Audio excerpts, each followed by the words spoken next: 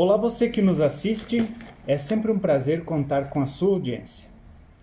Hoje, inclusive, tomei a disponibilidade de colocar uma gravata em homenagem à Itália, a terra dos nossos avós, bisavós e tataravós, em comemoração aos 150 anos da imigração italiana no Brasil, o que nós, como descendentes, ou seja, pessoas que estão levando a cultura e a força que esses imigrantes trouxeram da Itália, estamos aí levando e conservando a memória dessas pessoas que foram tão importantes para a construção do nosso país e que nos enche de tanto orgulho.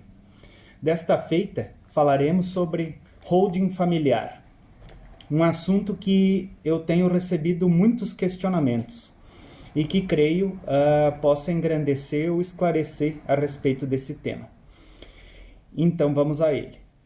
A holding familiar, tratando do inglês, do verbo to hold, seria segurar ou mais especificamente conter ou mesmo controlar.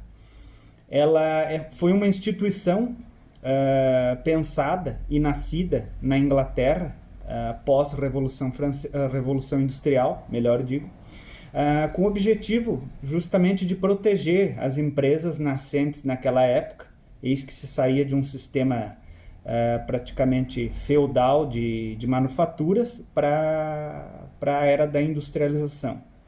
Então, na época, se pensou, os comerciantes ingleses, industriais e empresários pensaram numa forma de proteger o patrimônio e também para que houvesse uma sucessão mais tranquila, enfim, pensando na gerência, em gerir melhor o negócio.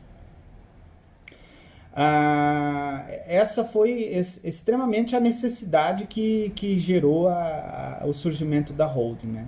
No Brasil, ela surgiu com a lei das SAs, lá por volta dos anos de 1970, por aí. Essa ideia da holding, ela em que pese tem advindo de uma legislação já considerada antiga, aí com pelo menos 45 anos, já de 47 anos de vigência, né? Ela tratava justamente da possibilidade da empresa, no caso da SA, da Sociedade Anônima, versar sobre outras empresas, ou enfim, acabando numa forma de um conglomerado. Ela passou muito tempo sem esse destaque que tem ocupado atualmente. Ultimamente, nos nossos círculos sociais, e mesmo em vídeos pela internet e matérias tratando, ela voltou com muita força. E se deve, com certeza, à questão tributária, né? Nós estamos aí em época de transição de legislação tributária e, consequentemente, o aumento das alíquotas, ou seja, da exação, enfim, dos tributos, ela se torna interessante, como veremos no decorrer. Então, o primeiro objetivo, ou que se possa dizer benefício, seria a concentração patrimonial. Ou seja, no mesmo CNPJ, você teria todos os negócios que aquele grupo familiar gere.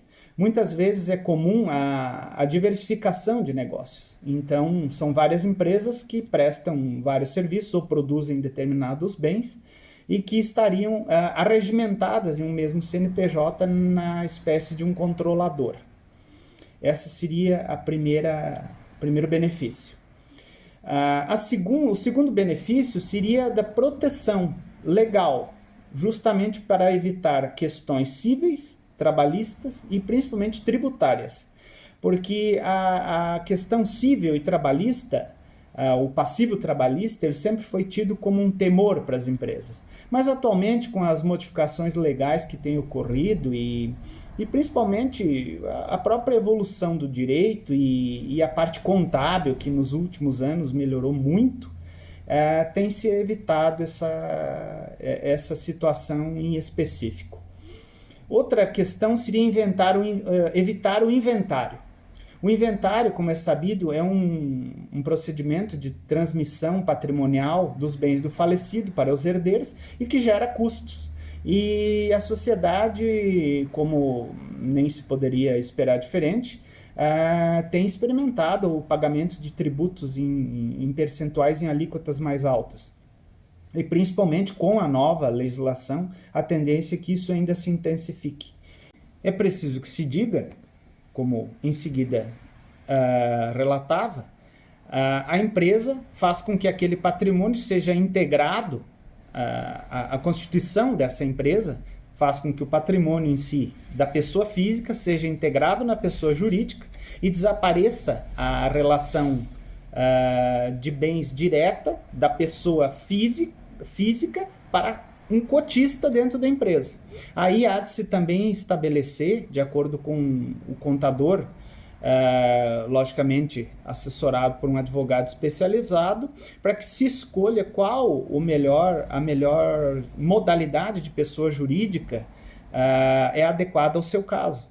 A lei fala da SA, Sociedade Anônima, mas muitas vezes são constituídas empresas por cotas de responsabilidade limitada, a famosa limitada. Então, assim, essa é um ponto que tem ocupado muito das discussões, é a questão da sucessão patrimonial em si mesmo. Um dos benefícios da empresa gerindo esse patrimônio, então, seria principalmente a questão das locações. Muitas empresas têm ativos em imóveis e, por sua vez, entabulam contratos de locação. Na pessoa física, a tributação é de 27,5%, é uma tributação bastante onerosa. E na pessoa jurídica, haveria uma redução de 11,33%. Então essas são algumas das situações pontuais e muito mais desdobramentos ocorrem que infelizmente não temos condições de tratar nesse vídeo, porque senão se tornaria uma discussão demasiado longa. Mas o que é fundamental que se coloque é que para quem se destina a holding familiar?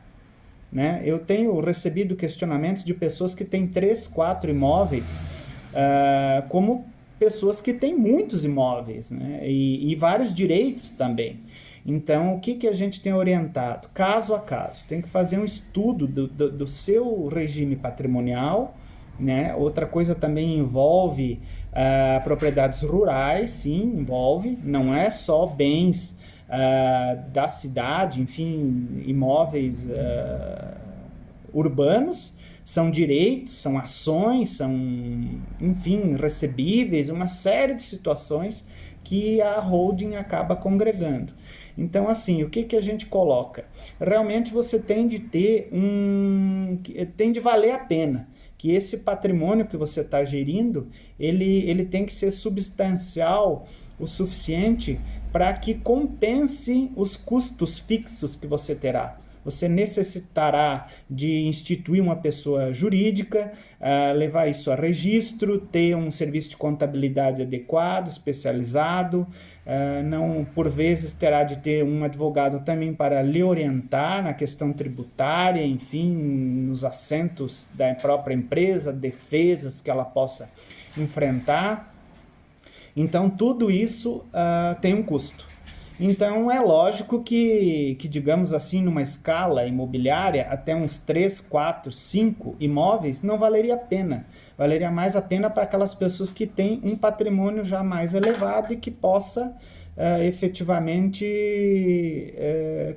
valer a pena, que o custo corresponda ao que você efetivamente está deixando de pagar. Muito obrigado pela sua atenção, estou sempre à disposição para quaisquer questionamentos.